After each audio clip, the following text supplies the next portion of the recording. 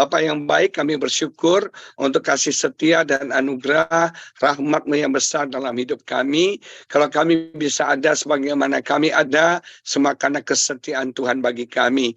Berbicaralah bagi kami, bersabdalah, isilah bejana hidup kami dengan firman-Mu, terangi hati dan pikiran kami dengan kebenaran-Mu Roh Kudus, supaya kami berjalan seturut daripada kehendak-Mu. Engkau bekerja, Engkau melawat setiap kami dengan firman, dengan kebenaran ini. Tuhan, pakai firman ini jadi berkat bagi semua kami. Urapi hamba-Mu, Bapa, pakai hamba-Mu, urapi hamba-Mu untuk menyampaikan kebenaran-Mu dengan penuh hikmat, kuasa daripada Tuhan. Berkati semua kami. Dalam nama Yesus kami berdoa dan kami mengucap syukur. Haleluya. Amin. Amin. Amin.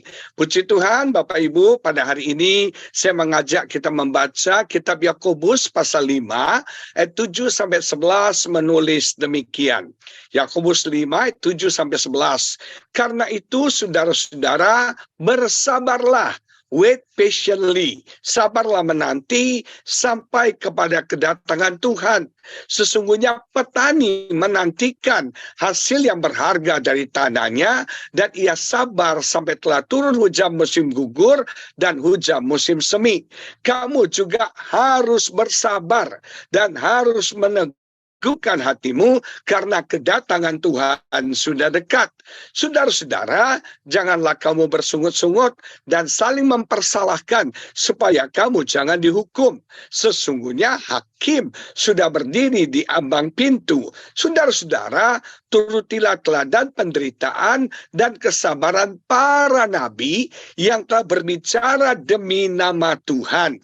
Sesungguhnya kami menyebut mereka berbahagia, blessed, diberkati, yaitu mereka yang telah bertekun, yang telah bersabar. Kamu telah mendengar tentang ketekunan, kesabaran Ayub, dan kamu telah tahu apa yang pada akhirnya disediakan Tuhan baginya, karena Tuhan Maha Penyayang dan penuh dengan belas kasihan. Nah, Bapak Ibu, kitab Yakobus ditulis oleh Rasul Yakobus. Yakobus adalah half brother-nya Yesus. Kalau Yesus lahir dari rahim Maria, tapi benih dari Roh Kudus. Kalau Yakobus lahir sebagai anak daripada Yusuf dan Maria. Yakobus orang yang terkenal strict dalam pelayanannya konvensional. Mungkin zaman sekarang seperti orang Messianic Jews begitu. Nah, kalau kita pelajari kitab Yakobus itu ada 5 pasal. Dan tema daripada kitab Yakobus adalah kedewasaan rohani. Yakobus mendorong jemaat Tuhan supaya jemaat Tuhan itu bertumbuh, growing secara rohani. Dan saya merasa firman ini Tuhan mau sampaikan bagi jemaat BMC New York dan bagi semua kita yang mengikuti ibadah Zoom ini, untuk kita bertumbuh dalam kerohanian kita. Kita bertumbuh dalam iman kita bertumbuh dalam pengenalan kita akan Tuhan. Jangan kita menikmati jadi bayi rohani terus. Jangan kita menikmati jadi kanak-kanak terus. Yang suka susu, yang suka makanan yang lunak. Jangan kita hanya mau dilayani, didoakan, diperhatikan. Tapi ini saatnya kita memperhatikan. Kita melayani, kita mendoakan. Ini saatnya kita bertumbuh dewasa di dalam Tuhan. Nah, kalau kita pelajari dalam pasal yang pertama, itu dikatakan bahwa orang yang dewasa rohaninya, cirinya adalah dia bisa bersukacita di dalam pencobaan. Nah, orang yang dewasa itu dia tidak cengeng, orang yang dewasa itu tidak gampang menyerah, tidak gampang sakit hati, tidak gampang kecewa, tidak gampang tersinggung. Yang suka kecewa, tersinggung itu ada anak. Kalau kita ketemu orang Kristen yang bayi rohani, pasti ceritanya sakit hati sama pendeta, kecewa sama hamba Tuhan, saudara tersinggung dengan pengurus gereja. Kenapa? Levelnya masih bayi rohani. Tapi orang yang dewasa rohaninya, orang yang bisa bersukacita ketika dia ada dalam pencobaan, ketika dia ada dalam kesulitan. Dan saya percaya apapun masalah pergumulan yang dihadapi oleh jemaat BMC New York, Anda pasti bersukacita. Ada amin, Pastor Yongki? Amin. Tidak perlu amlodipin. Obatnya bersuka cita. Nah, dalam Yakobus pasal yang kedua disampaikan bahwa tanda orang yang dewasa imannya adalah orang yang bisa mengamalkan imannya. Jadi iman itu bukan slogan, iman itu bukan semboyan, iman itu bukan kata-kata manis, tapi iman itu harus diamalkan. Iman itu harus dipraktekkan, iman itu harus ditunjukkan. Nah, kesalahan banyak orang Kristen, dia punya iman, tapi orang nggak bisa melihat imannya. Contoh yang paling gampang yaitu Petrus. Ketika Petrus pada malam Yesus disiksa, waktu-waktu jam-jam Yesus disiksa, dia berkumpul dengan orang-orang pada waktu itu. Dan mereka bertanya, bukankah engkau salah satu daripada murid Yesus? Dan dia menyangkal Yesus 3 kali. Saudara, tantangan kita adalah di marketplace. Tantangan iman kita di dunia di mana kita hidup, dunia realitas. Tantangan iman kita bukan dalam dunia kekristenan, bukan di dalam dunia rohani, tapi tantangan iman kita di marketplace, dalam dunia sekuler. Di situ orang perlu melihat bahwa kita adalah orang Kristen. Kita adalah orang yang beriman dan percaya kepada Yesus. Amin, saudara. Nah, dalam Yakobus pasal yang ketiga disampaikan bahwa karakter ciri orang yang dewasa rohani adalah orang yang bisa mengontrol lidahnya, orang yang bisa mengendalikan lidahnya, orang yang tidak dikuasai, tidak dikendalikan oleh lidahnya, karena lidah ini bisa jadi berkat, lidah ini juga bisa jadi kutuk. Nah, kalau kita dewasa, kita bisa mengendalikan, kita menguasai lidah kita, sehingga setiap perkataan kita itu membangun, perkataan kita memberkati, perkataan kita mendatangkan mukjizat, terjadi dalam hidup kita dan hidup orang lain. Pakai perkataanmu untuk memberkati orang. Pakai perkataanmu untuk membangun, mengencourage orang, bukan menjatuhkan orang, bukan menghancurkan orang. Dalam Yakobus pasal 4 disampaikan bahwa karakter orang yang dewasa secara rohani, orang yang bisa menang atas hawa nafsunya, orang yang bisa menang atas setan, orang yang bisa menang atas keinginan-keinginan duniawi. Nah, ini orang yang dewasa rohani. Nah, kita sampai di Yakobus pasal 5. Dalam Yakobus pasal 5, Yakobus menyampaikan kepada kita ciri yang kelima dari orang yang dewasa rohaninya adalah orang itu sabar. Orang itu sabar. Ayo semua tarik nafas, bilang sabar. Sabar itu tidak mudah. Sabar itu tidak mudah. Nah, kalau kita pelajari dalam ayat yang kita baca, sabar itu ada 3 macam. Ada 3 konteks sabar yang ditulis dalam Yakobus pasal 5. Yang pertama, konteks yang dipakai adalah seperti seorang petani. Tolong dilewatin. Seperti seorang petani. Apa artinya? Di sini yang disebut dengan sabar menanti. Dalam bahasa Inggrisnya wait expectantly, wait patiently. Nah, kita harus sabar menanti. Kita harus wait patiently seperti seorang petani. Seorang petani ketika dia menabur benihnya, ada proses waktu sampai dia bisa menuai benihnya. Betul, saudara? Kan tidak langsung dia tabur, besok dia tuai. Enggak. Ada proses waktu yang dia harus nanti sampai waktunya dia bisa menuai apa yang dia sudah tabur. Bahkan Alkitab berkata dia harus menunggu hujan musim gugur dan hujan musim semi. Dalam bahasa Alkitab dikatakan hujan awal dan hujan akhir. Ada 2 hujan yang harus dia tunggu sampai akhirnya dia bisa menuai apa yang dia tabur. Nah, dalam proses waktu ini dia harus sabar menunggu. Saudara, dalam bisnis, ketika kau investasi, kan investasimu tidak langsung cepat menghasilkan. Ada proses waktu, akan ada balik modal, baru untung. Perhatikan ya, investasi yang cepat untungnya dan investasi yang besar untungnya itu biasanya bodong, saudara. Itu biasanya abal-abal. Kemarin banyak orang kena di robot trading. Kenapa? Karena menarik orang. Kenapa? Cara dapatnya gampang dan saudara perhatikan bunganya besar, keuntungannya besar. Nah, semua yang cepat, semua yang mudah itu biasanya abal-abal. Kalau kita mau menanti dari Tuhan, itu ada prosesnya. Dan kita harus sabar menanti seperti seorang petani. Kenapa? Kita harus sabar menanti karena segala sesuatu terjadi dalam hidup kita, segala sesuatu terjadi di dunia ini dalam waktu yang Tuhan tetapkan. Dalam waktu yang Tuhan tentukan, dalam waktu yang Tuhan putuskan. Jadi ini tidak tergantung dari waktu kita, tapi tergantung dari waktunya Tuhan. Dia berdaulat penuh, kita nggak bisa kontrol dia, kita hanya bisa menanti dengan sabar sampai Tuhan bekerja dalam hidup setiap kita. Nah, saudara sekalian, kalau kita pelajari mungkin hari-hari ini, saudara sedang di waiting room. Sedang menanti jodoh yang dari Tuhan, sedang menanti doamu dijawab, sedang menanti apa yang kau harapkan Tuhan berikan, sedang menanti visimu tercapai dalam hidupmu. Engkau sedang menanti, kita sedang di waiting room. Dan kalau engkau sedang menanti, satu pesan Roh Kudus hari ini, sabar. Tarik nafas, bilang sabar. Jawaban doa itu ada 3. Yang pertama, Tuhan katakan ya. Dan Tuhan memberikan apa yang kita minta. Apa yang Anda doakan? Percaya Tuhan bisa jawab, ya. Dan Tuhan berikan apa yang kita minta. Dalam pengalaman iman saya, banyak doa-doa saya yang dijawab Tuhan. Apa yang saya minta persis itu yang Tuhan berikan buat saya. Tapi jawaban doa yang kedua adalah tidak. Nah, kalau Tuhan berkata tidak, bukan berarti Tuhan tidak memberikan kita, tapi Tuhan memberikan yang terbaik bagi setiap kita, yang lebih baik bagi setiap kita. Kalau satu pintu tertutup, saudara jangan putus asa, saudara jangan kecewa. Percaya ada pintu lain yang Tuhan pasti buka bagi setiap kita.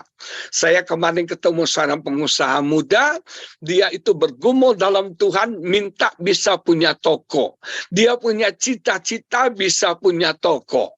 Tapi Tuhan katakan tidak. Tuhan tidak memberikan toko, tapi Tuhan membuka jalan, dia bisnis tambang batu bara. Dan puji Tuhan, bisnis tambang batu baranya berhasil, beruntung, dan sekarang dia bisa beli shopping center, saudara sekalian. Bukan cuma toko, tapi shopping center.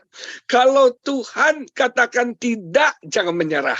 Percaya, ada jawaban doa yang terbaik Tuhan berikan bagi setiap kita. Istri saya dulu pernah pacaran dengan cowok 8 tahun, saudara. Bukan anak Tuhan, bukan orang Kristen. Dia backstreet. Papa mamanya nggak setuju. Papa mamanya nggak setuju. Dia backstreet pacaran sama cowok itu 8 tahun. 8 tahun dia menanti, ternyata akhirnya cowoknya selingkuh dengan teman baiknya. Saudara, Tuhan katakan tidak. Itu bukan jodohnya, karena bukan seiman, tidak dalam Tuhan.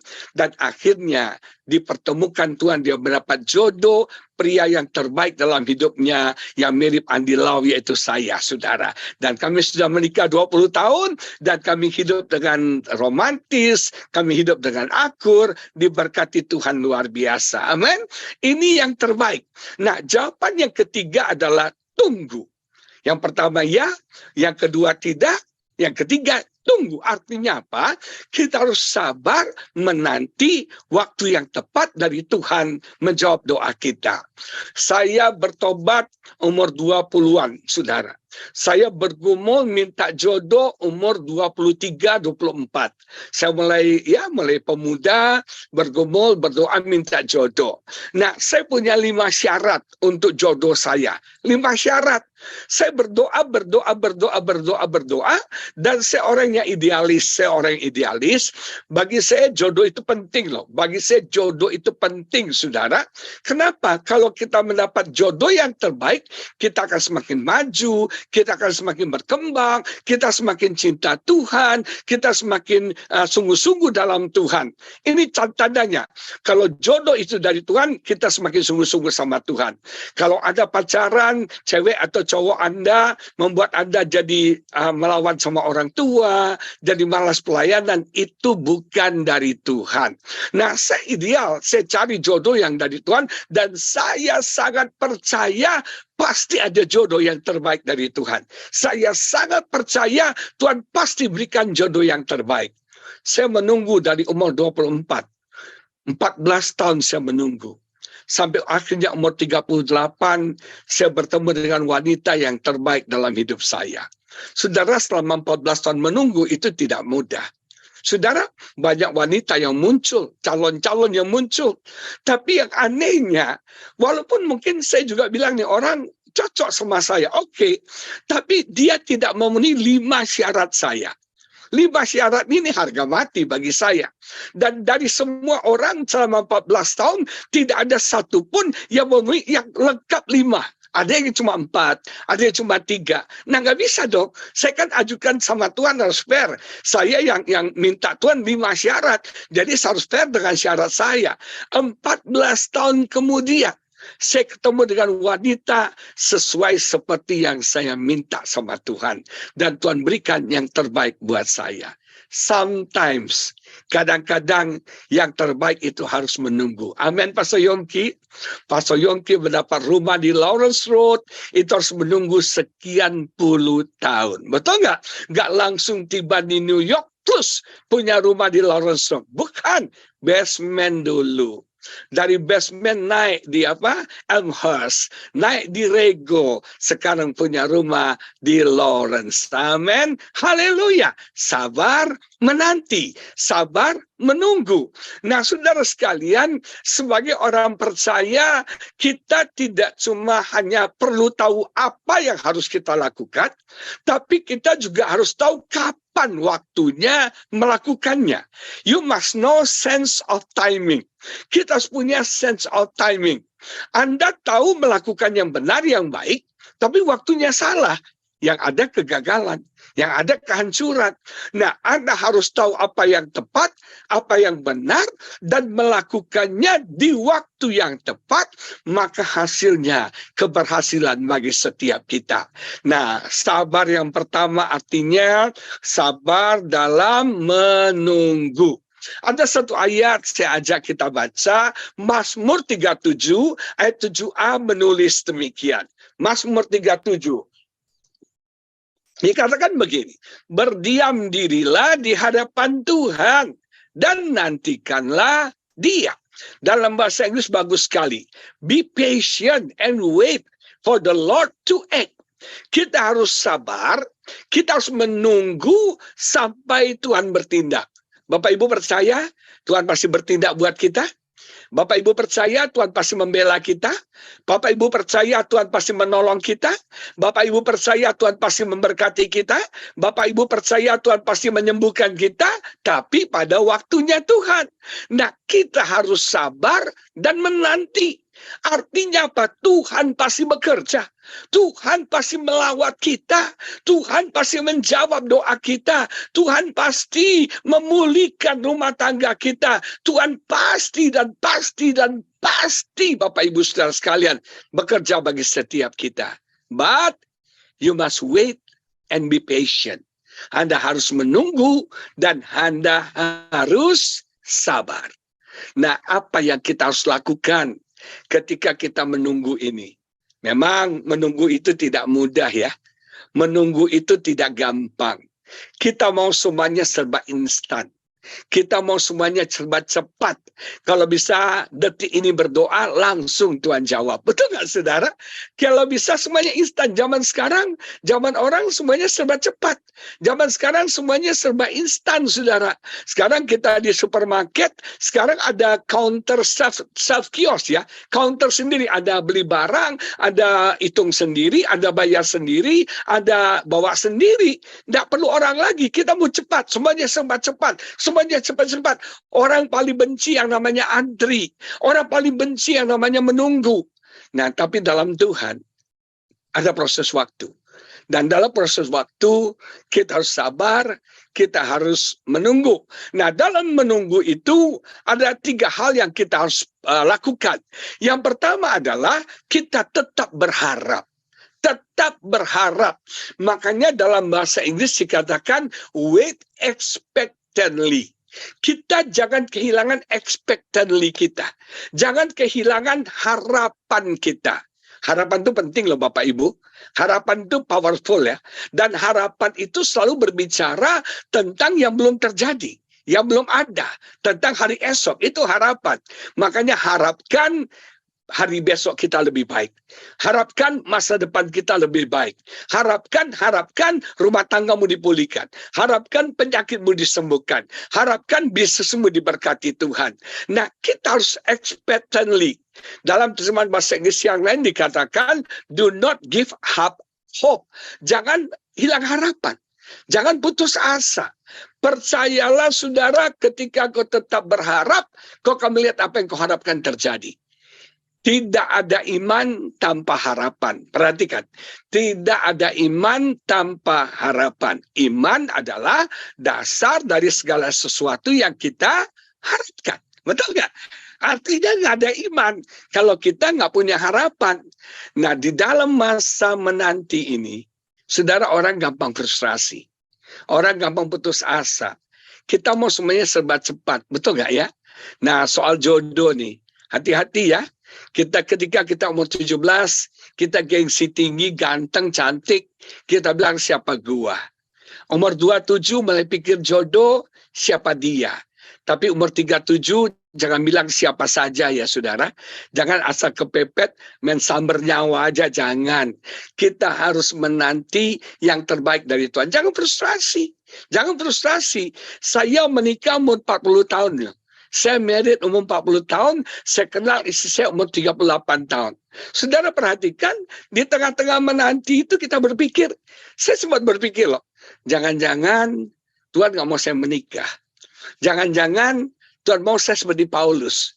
Kalau Petrus kan punya istri ya, Paulus kan tidak menikah. Jangan-jangan saya panggilannya selibat. Saya mulai goyang, saudara. Saya mulai hilang harapan. Saya mulai frustrasi. Ketika kita menunggu, kita kecewa. Kita bilang, ini kayaknya nggak dari Tuhan ini. Ini bukan dari Tuhan. Betul nggak saudara? Ini salah, ini salah. Nah, ketika kau menunggu, tetaplah berharap. Jangan sampai hilang harapan. Nah, petani itu selalu berharap bahwa apa yang dia tabur akan dia tuai, dan yang dia tuai itu berpuluh-puluh kali lipat. Dia punya harapan. Dia punya harapan untuk itu. Dan saya berdoa dalam masa saudara menunggu, jangan sampai hilang harapan. Yang kedua, apa yang harus kita lakukan ketika kita dalam masa menunggu? Dalam bahasa Inggris kita katakan, strengthen your heart. Kuatkan imanmu, kuatkan hatimu, keep them energized. Jadi iman kita, hati kita tetap semangat dan committed to God. Kita komit sama Tuhan. Artinya tetap percaya kepada Tuhan, tetap bergantung kepada Tuhan. Saudara percaya nggak? Tuhan itu bukan pembohong. Apa yang Tuhan firmankan, ya dan amin. Tapi sayang, penggenapannya bukan pada waktu kita. Penggenapannya pada waktu Tuhan. Kita harus tetap percaya. Walaupun sepertinya udah terlambat, Pak. Masih ingat anak seorang senturion, pegawai istana, yang Alkitab berkata sekarat, bapaknya datang sama Yesus. Dia datang sama Yesus, dia minta tolong. Dan Yesus katakan, ayo kita ke rumahmu. Dalam perjalanan ke rumah pegawai istana ini, ada interupsi. Yaitu ada wanita pendarahan menjamah jubah Yesus. Terjadi interupsi, di mana wanita itu, dia jamah jubah Yesus dan dia sembuh. Nah, saudara yang diberkati Tuhan, sementara keadaan ini kritis. Anaknya sudah sekarat dan sudah hampir mati, ada interupsi. Kadang-kadang Tuhan membuat kita menunggu. Kadang-kadang Tuhan mengizinkan interupsi terjadi. Kita doa minta suami kita bertobat. Gejalanya bukan bertobat, malah tambah kumat, saudara sekalian. Betul nggak? Kita berdoa, kita diberkati. Keadaannya bukan semakin diberkati, tidak ada tanda-tanda diberkati. Nah, di situ kita frustasi. Di situ ujian iman setiap kita. Apakah Anda tetap percaya kepada Tuhan ketika sepertinya keadaan tidak berpihak padamu? Sepertinya keadaan tidak seperti yang kita harapkan. Begitu mau dekat ke rumah pegawai istana, orang bilang, bos, anakmu sudah meninggal. Sudah terlambat. Nasi sudah jadi bubur. Betul, saudara? Tapi Yesus berkata kepada pegawai istana itu, jangan takut, tetap percaya. Kepada jemaat BMC New York, ketika kau berdoa, rasanya kok Tuhan nggak jawab nih. Kok belum ada tanda-tanda jawaban doa. Bukannya semakin dekat, malah semakin jauh. Nah, dalam keadaan itu ujian kita. Ujian iman kita. Tetap percaya. Kuatkan hatimu. Jangan lemah, jangan goyah. Jangan putus asa, committed to God. Pegang janji Tuhan, ya dan amin bagi setiap kita. Percaya nggak saudara, Tuhan punya kuasa yang lebih dari cukup untuk menggenapi janjinya dalam hidup setiap kita. Yang ketiga, dalam masa menunggu, jangan komplain. Jangan mengeluh. Nah, ini musuh kita nih. Manusia suka mengeluh, suka komplain.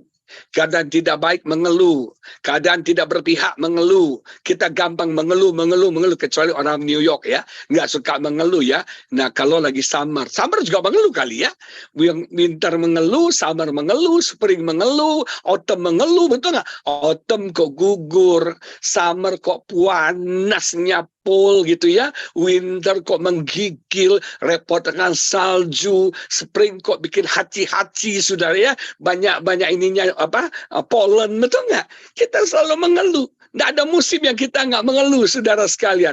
Nah, jangan komplain. Di dalam masa menunggu bersyukur, jangan komplain. Tahu nggak saudara? Ternyata komplain ini serius loh di mata Tuhan. Orang Israel gagal masuk tanah Kanaan, salah satunya karena mereka suka komplain. Salah satunya karena mereka suka mengeluh. Ketika Anda mengeluh, itu Anda menyatakan Tuhan, nggak setuju sama Tuhan. Saya nggak setuju sama Tuhan. Ketika Anda mengeluh, Anda bilang, aku disagree sama apa yang Tuhan rencanakan dalam hidupku. Kita berontak melawan Tuhan. Makanya orang Israel tidak bisa masuk tanah Kanaan karena mengeluh. Ayo jemaat BMC New York dan semua saudara yang mengikuti ibadah Zoom ini, jangan komplain. Jangan mengeluh, percaya, bersyukur, berharap dengan iman, apa yang kita harapkan pasti terjadi. Jangan tiru Tante Sarah. Tante Sarah nggak sabar menunggu. Tuhan bilang, Abraham, pandang bintang di langit, pandang pasir di laut, sebegitu banyak keturunanmu. Tante Sarah ketawa. Kenapa dia ketawa? Karena dia tahu itu nggak mungkin. Dia sudah tua, 80 tahun. Rahimnya sudah kering. Dia mandul. Nggak mungkin bisa punya anak. Tapi dia belajar untuk percaya. Dia berusaha untuk percaya. Bulan pertama, dia tes pack negatif. Bulan kedua tes pack negatif. Bulan ketiga di tes pack negatif. Tahun pertama negatif. Tahun kedua negatif. Tahun ketiga negatif. Nah, kalau Anda mengharapkan punya anak, ada janji Tuhan Anda punya anak, tes pack, kok nggak positif, betul nggak? Kok negatif gitu loh. Nah, saudara Sarah mulai berpikir, gimana cara cari jalan pintas? Bagaimana cara cari shortcut? Hati-hati ya, manusia selalu ingin cepat. Manusia selalu ingin shortcut. Manusia selalu ingin cari jalan pintas. Akhirnya timbul ide gila. Dia menjodohkan budaknya Hagar dengan Abraham suaminya. Ini wanita paling gila. Bu Yongki gak akan izinkan wanita ngenalin sama Pak Yongki, gak akan. Amit-amit jabang bayi. Betul nggak ya? Tapi ini kan udah panik. Ingin cepat-cepat punya anak, kan dia pikir gini.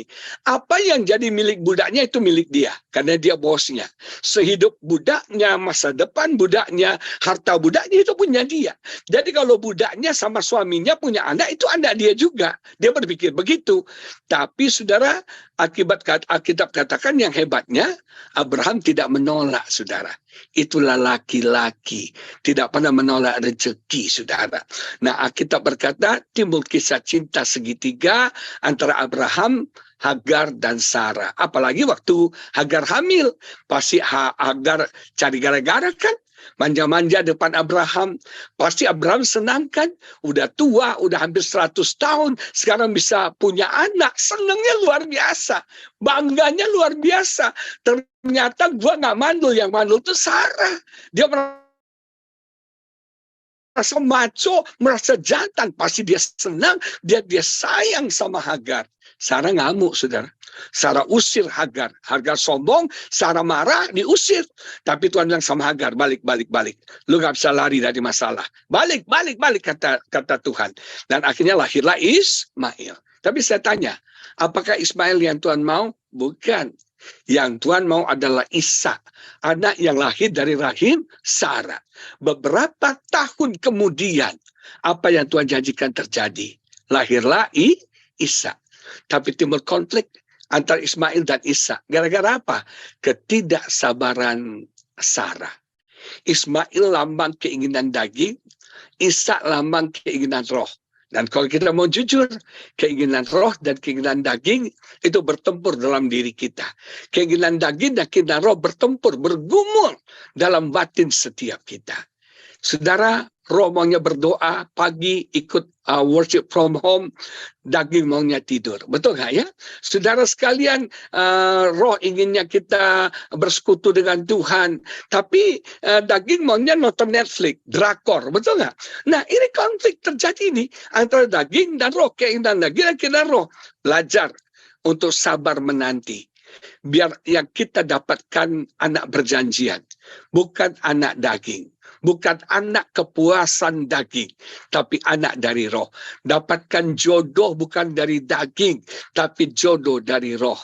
Dapatkan bisnis bukan dari daging, tapi bisnis dari roh. Amin, saudara.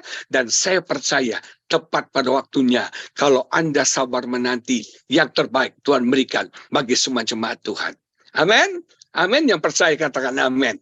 Yang kedua, kata sabar artinya tidak mudah emosi. Not easy to boil. Tidak gampang mendidih. Tidak gampang emosi. Nah, dalam sabar yang kedua, diumpamakan, dianalogkan seperti seorang nabi. Betul? Di pertama petani, yang kedua itu nabi. Nah, saudara sekalian, nabi itu berurusan dengan terus lagi. Nabi itu berurusan dengan manusia. Jujur, Pak Yongki sebagai gembala itu tidak mudah ngurus manusia. Betul nggak? Manusia punya banyak macam karakter, punya banyak macam keinginan. Nah, sebagai orang yang berhubungan dengan manusia, kita harus memiliki yang namanya kesabaran. Nabi itu sabar loh. Dia berbuat, dia menyampaikan pesan Tuhan. Tapi orang-orang kadang-kadang tegar tengkuk. Orang-orang stubborn. Orang-orang malah menolak Nabi, membunuh para Nabi. Salah satunya yang dibunuh adalah Yesus. Betul nggak? Yesus menyampaikan kabar baik, menolong orang, menyembuhkan orang. Malah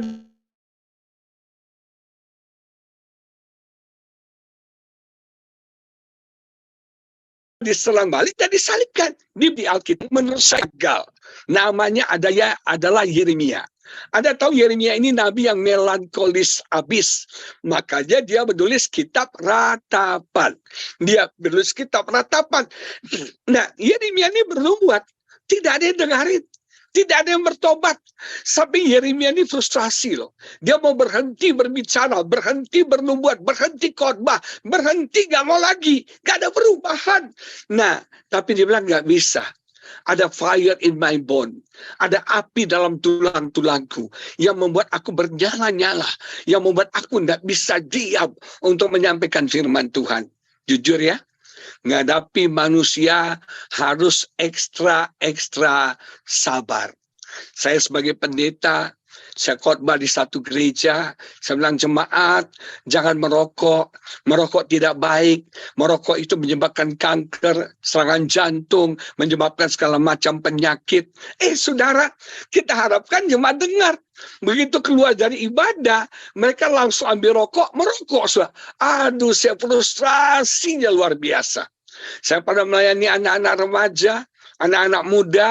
Saya bilang, kalian jangan pacaran ya. Nanti sudah settle, sudah dewasa, sudah kerja, baru mulai pacaran. Mereka bukan yang pacaran, hamil Bapak Ibu Saudara sekalian. Aduh, frustasi loh. Ngurusin manusia itu frustrasi. Kecuali Pak Yonggi kali ya. happy-happy aja ngurus manusia. Memang lebih enak ngurus domba, benar ya Pak ya, daripada ngurus manusia. Dan ngurus manusia harus punya ekstra kesabaran. Musa tuh gagal loh. Kenapa? Dia nggak sabar sama bangsa Israel. Mereka mengeluh minta air minum, mereka haus. Musa ketuk batu karang 2 kali. Tuhan suruh dia berkata, bukan ketuk. Tuhan bilang berkata pada batu karang. Dia nggak taat, dengan emosinya dia ketuk batu karang 2 kali. Ada memang keluar. Tapi akibat ketidaktaatan Musa, dia tidak masuk ke tanah Kanaan. Hati-hati yang suka marah, yang suka emosi, hati-hati menghadapi manusia. Saudara sekalian, seringkali emosi ini membuat kita kehilangan berkat Tuhan. Emosi membuat kita kehilangan kesempatan-kesempatan yang berharga yang dari Tuhan. Jemaat yang diberkati, Musa itu masalahnya orangnya emosional. Pada waktu dia umur 40 tahun, dia datang ke bangsanya, dia lihat ada orang Mesir menganiaya orang Israel, dia marah, dia bunuh orang Mesir itu dengan penuh kemarahan. Kemudian akhirnya dia tolak, dia sampai ke Median, akhirnya dia dipilih. Waktu dia naik ke Gunung Sinai, Alkitab berkata bangsa Israel menyembah berhala, Musa marah lagi. Jadi hidup Musa tuh marah. Nah, hati-hati nih ya. Saudara, kita harus bisa sabar. Kita harus bisa mengontrol, mengendalikan emosi kemarahan setiap kita. Amin. Ngurusin orang memang sulit. Kita harus sabar. Perlu waktu yang lama untuk menjadi panas. Nah, saudara, seringkali orang-orang di sekitar kita menjengkelkan kita. Orang-orang di sekitar kita mengecewakan kita. Orang-orang di sekitar kita irritate hidup setiap kita. Makanya belajar untuk sabar. Suami-suami, sabarlah sama istri. Wanita bukan untuk dimengerti, tapi wanita untuk dicintai. Sampai mati pun kita nggak akan pernah bisa mengerti wanita. Karena wanita itu makhluk yang unik, misterius, dan cantik, saudara. Satu hari istri saya bilang gini, sayang, ini saya mau posting di Instagram, ada caption foto, kamu kasih tahu dong captionnya apa. Jadi caption itu di Instagram kan ada foto, terus ada tulisan, itu caption. Ya, saya bilang kan biasanya kamu yang nulis, kok sekarang kamu minta saya, ya saya pengen dari kamu. Oh ya, dari saya bilang, hati yang gembira adalah obat. Begitu saya bilang hati yang gembira adalah obat, istri saya melotot lihat saya. Dia bilang, yang benar sayang, itu ayat semua orang udah tahu sayang, basi itu. Saya bilang, kamu nanya saya kasih, kamu tolak. Ya udah, sekarang saya bilang, bersukacitalah senantiasa. Hah? Masa itu sih katanya. Saya bilang, kamu nanya caption atau ngajak berantem? Saudara sekalian, sama istri harus sabar. Sabar dan sabar. Pak Yongki dan bapak-bapak tarik nafas bilang, sabar. Sabar. Istri saya itu suka foto. Semuanya difoto. Kalau makan, kita nggak langsung bisa makan. Harus difoto satu-satu semua makanannya. Betul ya Pak Yongki ya? Difoto satu-satu, saudara. Ini kapan makannya? Sudah makan dan difoto, sekarang foto lagi posisinya. Aduh. Nah, kalau kita pelayanan keluar kota atau kemana, atau sampai di mana, yang menarik, dia minta difoto. Nah, karena dia minta difoto, nggak jago selfie, berarti saya yang harus foto. Betul nggak? Saya harus foto. Dan uniknya wanita, dari 1000 foto yang saya tag, saudara, yang bagus cuma 2. Sakit hati nggak tuh, saudara? Yang dibilangnya ini bengkok lah, yang ininya kelebihan, itu miring lah, segala macam. Makanya bapak-bapak menghadapi wanita harus apa? Sabar. Amin. Wanita bukan untuk dimengerti, wanita untuk dicintai. Tapi wanita juga harus menghadapi suami harus apa? Sabar. Laki-laki itu makhluk paling sombong dan egois kecuali saya. Ya, egois dan sombong itu laki-laki. Laki-laki itu jarang bilang terima kasih. Laki-laki itu jarang minta maaf. Satu hari istri saya ngambek. Dia masak makanan, dia ngambek. Dia ngambek banget. Dia ngambek. Terus saya bilang, kenapa kamu ngambek? Rupanya dia ngambek karena setiap kali dia kasih makanan, saya nggak pernah bilang thank you. Saya nggak pernah bilang enak, saya nggak pernah muji. Saya orangnya kan gitu, Pak Yongki tahu ya. Saya ini orangnya nggak enak, bilang nggak enak, bosan bilang bosan, saudara. Jadi saya nggak bisa basa-basi. Nah, ketika dia hidangkan makanan, kadang-kadang saya bilang, aduh bosan, mie lagi, aduh bosan, capcay lagi. Saya kan begitu orangnya. Nah, dia ngambek, dia marah. Ternyata saya tahu, wanita tuh mau dipuji. Wanita itu mau diterima kasih. Sekarang kalau istri saya masak, saya bilang, sayang, makanan kamu hauce meyu-meyu. Kalau dia lagi masak soto, sebulan dimasakin soto terus, saudara sekalian. Nah, saudara yang diberkati Tuhan, para istri sabar sama suami ya. Betul ya? Suami itu keras kepala. Diomongin sekali, susah banget. Perhatikan ya ibu-ibu ya. Ada orang yang diomongin sekali langsung bisa berubah. Ada orang yang sudah diomongin sejuta kali belum berubah juga. Berarti harus apa? Sabar. Perlu ekstra sabar. Para bapak-bapak, wanita itu punya 3 kebutuhan. Kebutuhan wanita yang pertama itu adalah diperhatikan. Jadilah suami yang memperhatikan istrimu. Istri sudah perawatan di salon, dia sudah pencet jerawat, flek sudah hilang, puji ya. Muka lu kinclong sekarang, glowing sekarang, puji, diperhatikan. Tapi banyak bapak-bapak cuek loh. Waktu pacaran perhatian banget, yang udah makan belum, mau makan apa, are you okay baby, waktu pacaran. Udah kawin masa bodoh. Tahu nggak, kebutuhan wanita itu security, rasa aman. Jadi kalau kita tanya, Ma, are you okay? Dia senang tuh. Semua well, dia senang. Itu wanita. Jadi wanita tuh butuh diperhatikan. Istrimu udah fashion show dengan baju baru yang dia beli di Nordstrom, saudara. Dia berkorban pakai kartu kredit, nyicil 3 bulan, beli pakai baju Nordstrom. Udah di depan kita dia pamer. Enggak nih, puji, bilang, Ma, baju lu keren banget. Lu tuh kayak Cindy Crawford kalau pakai baju itu. Amin. Perhatikan. Kebutuhan wanita yang kedua adalah didengarkan. Nah, ini masalah bapak-bapak nih. Bapak-bapak tuh cuek, acu bebe. Ketika istri ngomong nggak pernah didengerin. Betul nggak bapak-bapak? Jujur nih. Istri-istri komplain sama saya. Itu laki-laki kok pada budek ya. Nggak mau dengerin kita punya curhat. Makanya banyak istri yang asma, bengek, saudara, nggak bisa tidur. Kenapa? Karena curhatan hatinya nggak didengar. Dulu kalau istri saya ngomong, saya nggak pernah dengar. Masuk kuping kanan, keluar kuping kanan. Nggak lewat sudah. Jadi masuk kuping kanan, keluar kuping kanan. Tapi sekarang saya bertobat. Setiap kali dia ngomong, saya dengar. Saya kasih tip bapak-bapak ya. Kalau istri mau ngomong, dengerin aja. Jangan diselah. Jangan diselah. Dengerin aja. Habis dia ngomong, dia tanya, kamu nggak dengar kan? Iya. Kamu ngerti nggak? Enggak. Mereka nggak perlu kita mengerti. Mendengarkan sudah lebih dari cukup. Dan yang ketiga, kebutuhan wanita itu keintiman. Disayang. Itu kebutuhan wanita.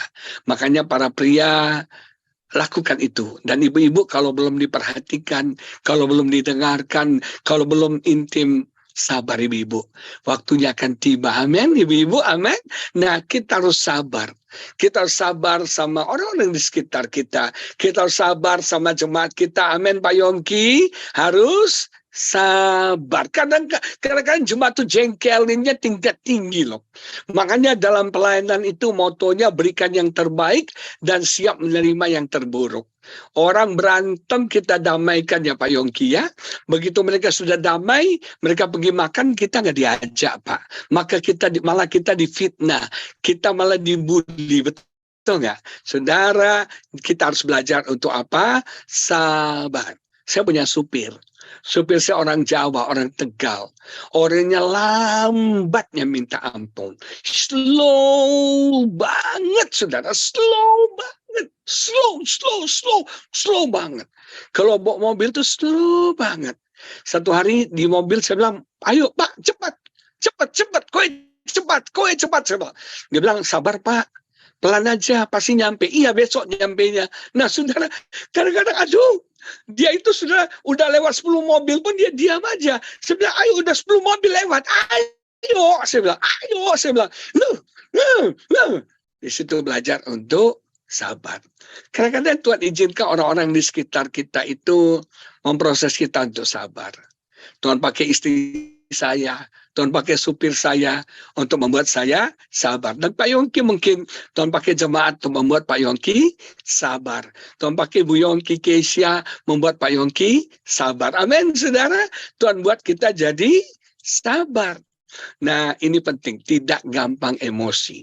Dulu saya pemarah banget. Dulu saya gampang emosi orangnya. Satu hari saya di Starbucks di satu daerah Jakarta Selatan, saya tuh orangnya gampang komplain, ngomel, protes. Saya ini gampang sekali. Starbucksnya lagi chaos, lagi kacau. Saya itu udah mau marah tuh. Saya ngantrinya panjang, baristanya cuma 2 orang yang layani. Saya udah emosi nih. Saya ngantri begitu bagian saya sampai saya depan counternya. Saya udah mau semprot tuh anak muda. Udah saya mau semprot dia, saudara. Tiba-tiba dia bilang ini, Shalom Pak Pendeta Agus Lutan. Dia bilang, begitu dia bilang Shalom, marah saya dari 100 turun jadi 0, saudara. Saya bilang Shalom juga.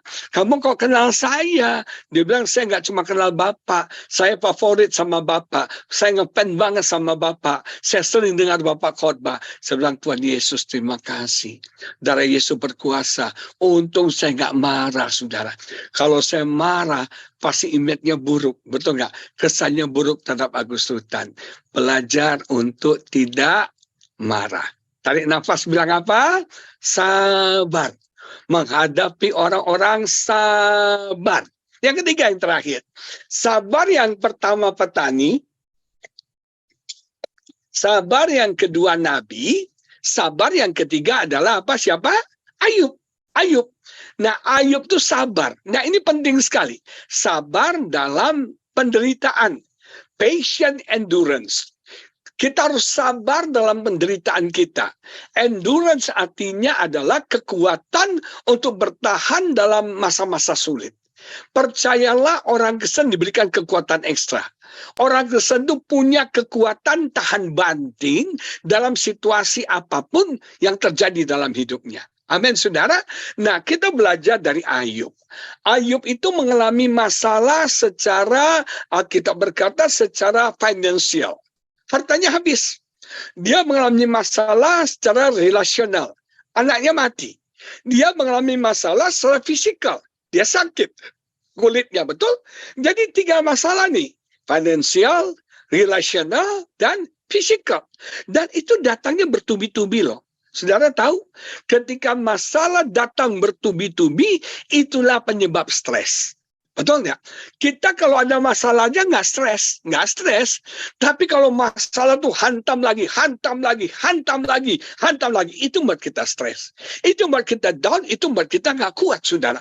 Ketika dihantam lagi, masalah satu belum selesai, datang masalah kedua. Masalah kedua belum selesai, datang masalah ketiga. Ketika orang melaporkan hartanya dirampok, belum selesai orang itu laporin, datang laporan, anaknya mati. Datang lagi kabar bahwa dia sakit, penyakit kulit, saudara. Nah, satu hal yang mengerikan adalah Ayub mengalami masalah tanpa alasan. Menurut saya nggak adil loh. Kenapa? Ayub nggak ngerti loh. Dia nggak tahu loh. Skenario pembicaraan Tuhan sama setan dia nggak tahu. Betul nggak? Dia nggak tahu. Itu terjadi dalam alam roh. Dia cuma terima akibatnya. Yang dia bertanya, why me? Kenapa saya? Salah saya apa? Sampai saya mengalami masalah bencana yang begini berat. Dia saleh loh, saudara. Dia takut Tuhan loh. Dia beribadah loh sama Tuhan. Dia hormat loh sama Tuhan. Bayangkan dia bapak yang baik. Kalau anaknya pesta-pesta, dia bersyafaat untuk anaknya supaya anaknya diampuni Tuhan. Siapa tahu anaknya berbuat salah. Dia bapak yang baik, bapak yang saleh. Harusnya orang saleh diberkati. Harusnya orang beribadah sama Tuhan, dia sukses. Harusnya. Keadaan Ayub tidak seharusnya. Dia tidak tahu bahwa Tuhan sedang menguji dia. Dan sepanjang pasal 1 sampai pasal 37, dia bertanya, mengapa Tuhan? Mengapa Tuhan? Mengapa? Ya, kita juga gitu kan ya.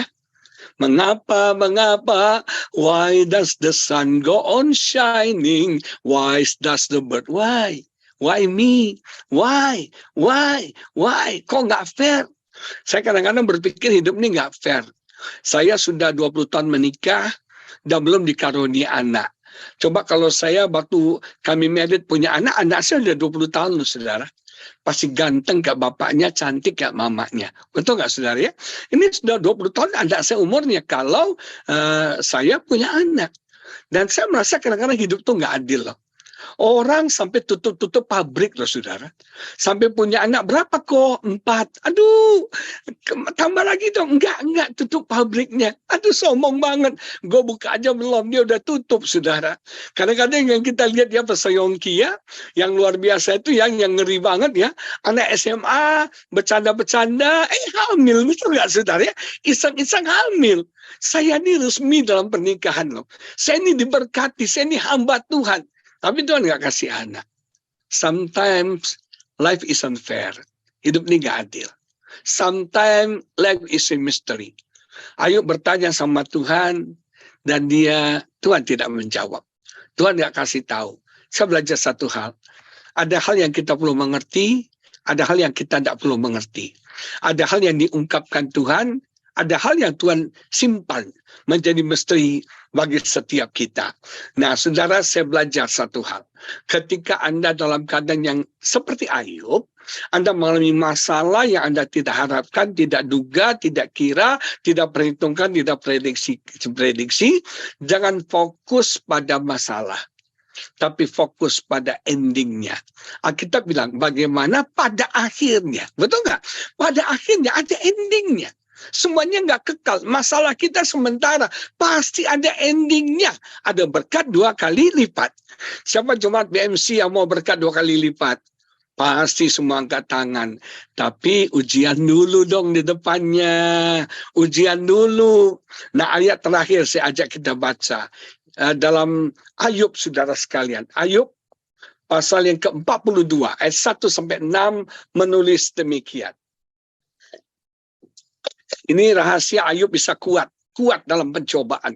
Dan saya berdoa ini bisa membuat saudara kuat di dalam pencobaan. Dikatakan, maka jawab Ayub kepada Tuhan, aku tahu bahwa engkau sanggup melakukan segala sesuatu. Yang saya mau tanya pada hari ini, Bapak Ibu percaya nggak Tuhan sanggup melakukan segala perkara? Tuhan sanggup nggak menolong kita? Tuhan sanggup nggak memberkati kita? Tuhan sanggup nggak kasih jodoh yang terbaik buat kita? Tuhan sanggup nggak saudara membuka jalan bagi kita? Sanggup. Tepat pada waktunya. Amin. Sabar. Tuhan sanggup, Tuhan berkuasa, Dia maha kuasa. Anything can happen, God can do everything. Tuhan bisa lakukan segala hal dalam hidup kita. Tidak ada yang mustahil bagi Tuhan, percaya itu. Ketika kau percaya, bagi Tuhan tidak ada mustahil. Ketika kau percaya, Allah sanggup melakukan segala perkara, engkau akan kuat, saudara. Dan dikatakan, tidak ada rencanamu yang gagal. Jadi apapun yang Tuhan izinkan terjadi dalam hidup kita, itu rencana Tuhan. Itu skenario Tuhan. Kita nggak ngerti, engkau nggak perlu ngerti, tapi percaya aja, itu skenario Tuhan yang terbaik. Tahu nggak saudara? Tuhan bisa mengorkestrasi hidup kita seperti puzzle. Tahu puzzle ya? Puzzle itu kan berantakan. Betul nggak? Kita lihat ini satu nggak bagus, berantakan. Tapi setelah disusun, diorkestrasi, jadinya bagus. Yusuf dijual oleh saudara-saudaranya. Difitnah oleh istri Potifar. Dilupakan oleh juru minum raja. Saudara, puzzle hidupnya hancur-hancuran. Tapi Tuhan bisa orkestrasi semua yang buruk itu untuk menempatkan Yusuf menjadi raja muda di Mesir. Amin. Mungkin sekarang hidupmu lagi chaos nih.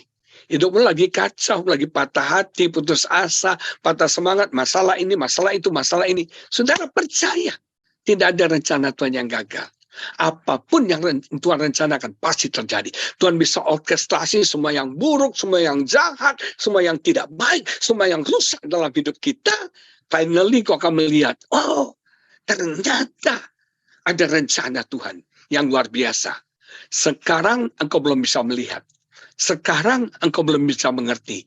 Tapi nanti kau akan melihat dan nanti kau akan mengerti bahwa rencana Tuhan itu yang terbaik dalam hidupmu. Terus dikatakan firman-Mu, siapakah dia yang menyelubungi keputusan tanpa pengetahuan? Saudara, saya mau beritahu, apapun yang terjadi dalam hidup kita, Tuhan tahu. Tuhan nggak Tuhan yang bodoh, nggak Tuhan yang cuek. Apapun keputusan itu Tuhan tahu, saudara sekalian. Tuhan izinkan, artinya dia kontrol semua hal.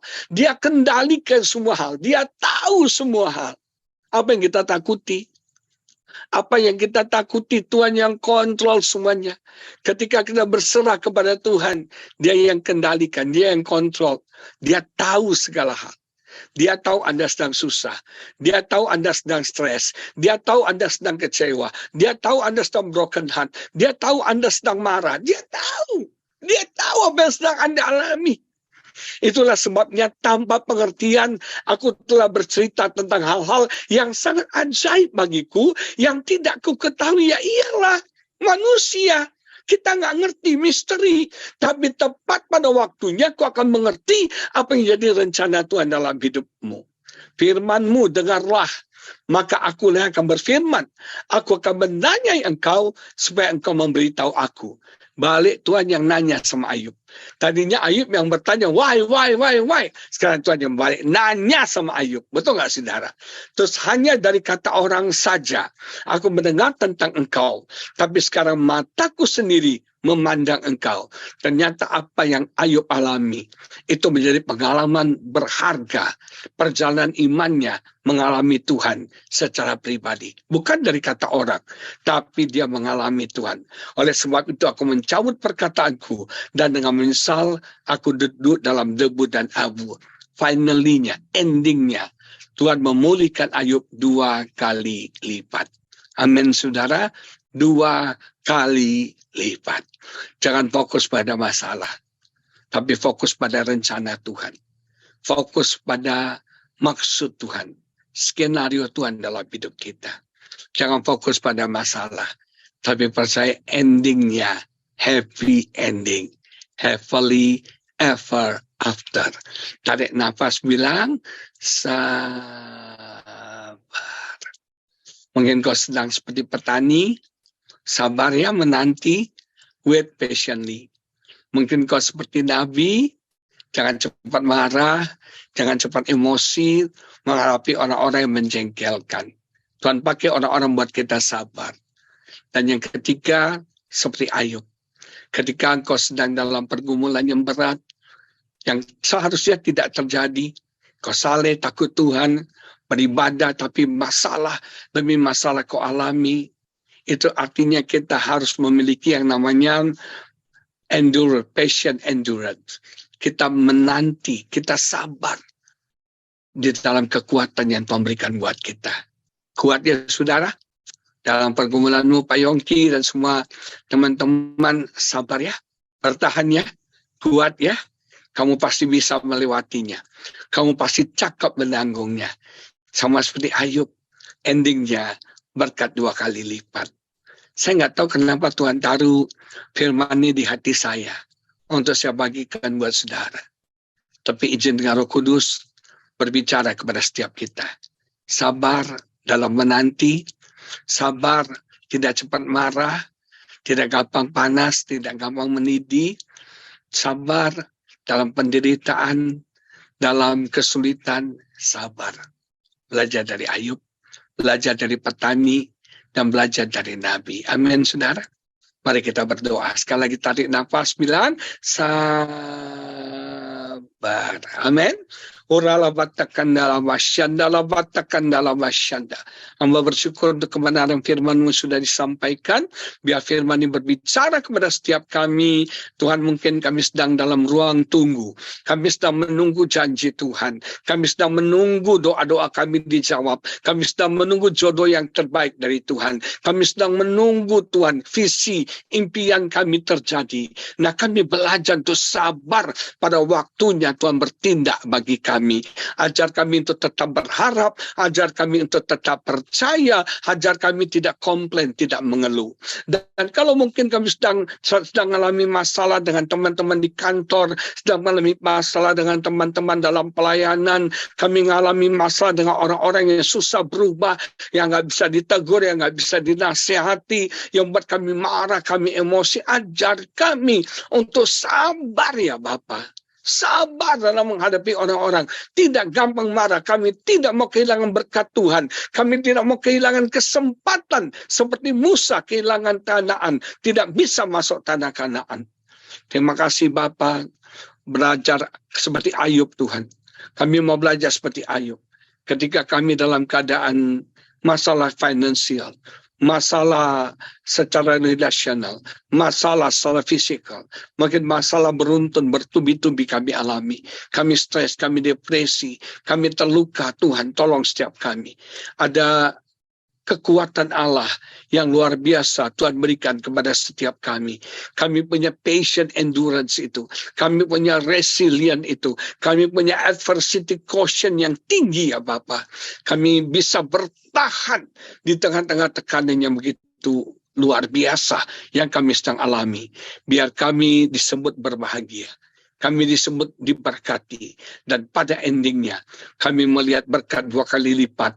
Karena kami punya Tuhan penyayang dan penuh dengan belas kasihan.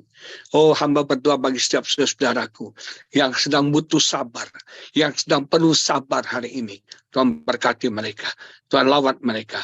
Tuhan tolong mereka. Uralah batakan dalam masyanda. Mereka kekuatan ekstra dalam penderitaan pergumulan mereka. Di dalam nama Yesus kami berdoa. Berkati Pastor Yongki, Bu Yongki. Berkati semua jemaat BMC New York. Berkati semua jemaatmu yang ikut ibadah Zoom. Yang sakit Tuhan sembuhkan. Yang susah Tuhan hiburkan. Yang lemah Tuhan kuatkan. Yang berbeban berat Tuhan berikan kelegaan. Yang sudah stres, depresi, putus asa. Tuhan berikan semangat yang baru. Berkati semua jemaatmu. Ada refresh, kesegaran dari roh, kesegaran jiwa, kesegaran rohani. Tuhan berikan bagi setiap kami. Di dalam nama Yesus kami berdoa. Haleluya. Amin. Tuhan Yesus memberkati saudara. Tuhan berkati. Haleluya.